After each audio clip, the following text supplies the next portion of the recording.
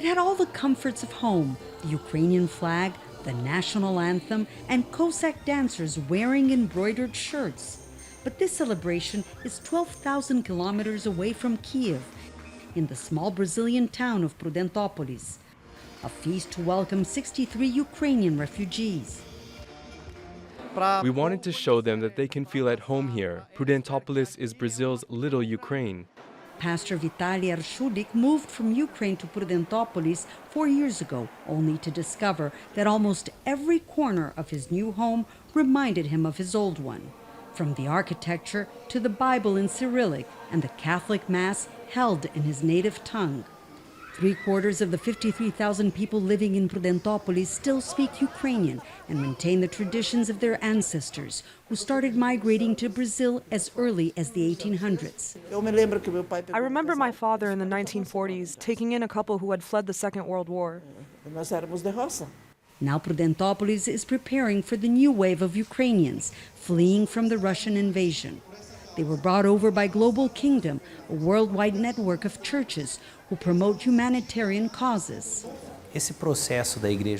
We started preparing to take in refugees last year after seeing the shocking images of people hanging onto a plane, trying to escape the Taliban regime in Afghanistan.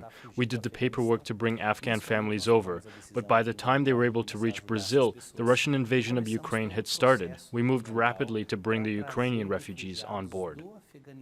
11 Ukrainian families were taken to Guarapuava, a city just 80 kilometers from Prudentopolis.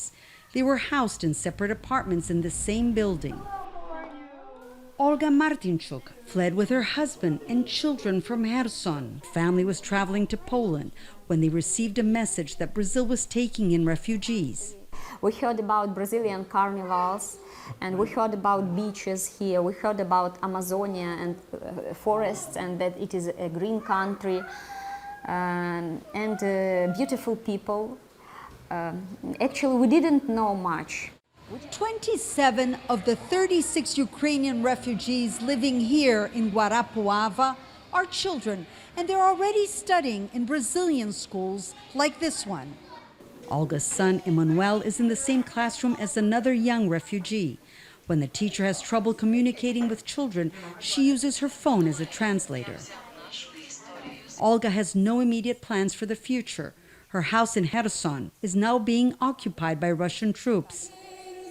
Back in Prudentopolis, Brazilians and Ukrainians are praying for the war to end before that.